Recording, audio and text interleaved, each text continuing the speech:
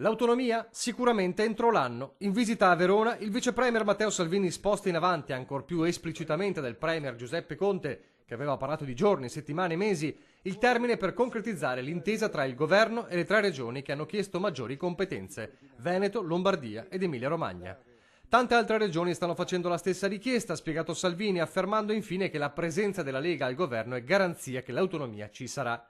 Certo è che alla fine di una settimana che nei piani doveva essere decisiva per incassare lo storico risultato, questa brusca frenata preoccupa e stizzisce chi dal Veneto sta lavorando per raggiungere un obiettivo considerato vitale. L'autonomia si farà perché se non si farà l'autonomia si farà un nuovo governo.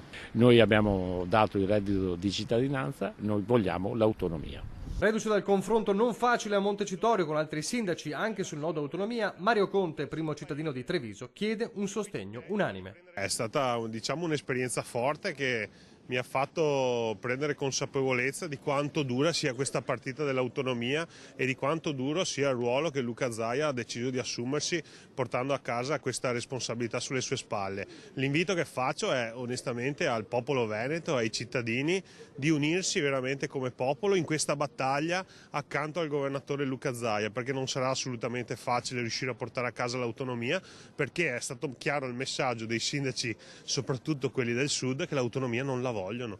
Da Padova, dove ha preso parte a un incontro sull'uguaglianza di genere, la Presidente del Senato, Maria Elisabetta Alberti Casellati, ha definito l'autonomia chiesta da Veneto, Lombardia ed Emilia-Romagna una questione sulla quale si sta lavorando. È una strada segnata e merita una risposta all'altezza delle aspettative di quel referendum, per cui io sono molto fiduciosa che, armati della Costituzione, riusciremo a realizzare finalmente l'autogoverno delle comunità responsabili, che è un bene per tutta la Repubblica e può essere anche il Veneto laboratorio di novità, appunto, anche per altre regioni.